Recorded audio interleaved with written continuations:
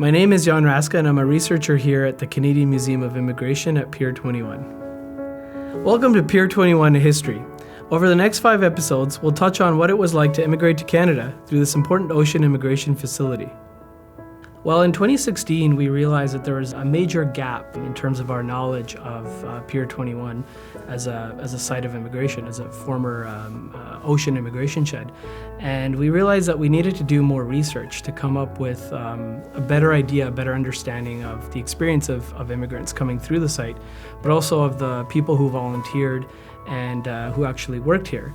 And so over the course of a few years, my colleague Steve Schwinghammer and I visited different archival institutions, obviously delved into our own collection as well, and looked at some of the oral histories and archival documents and stories that we have here at the museum. And we realized that there was a vast and rich story that needed to be told and brought to Canadians.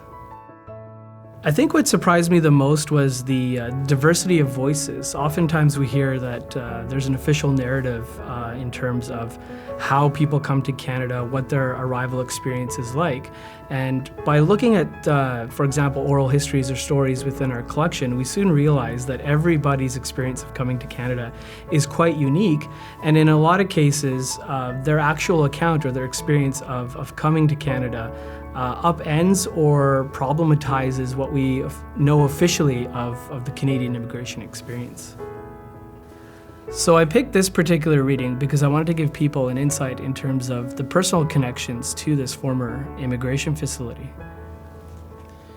These memories of Pier 21 are wide-ranging. The ship's arrival, the assembly room, the small baggage check, the confiscated goods, the Canadian food, boarding the train, and the waiting, uncertainty, and anticipation.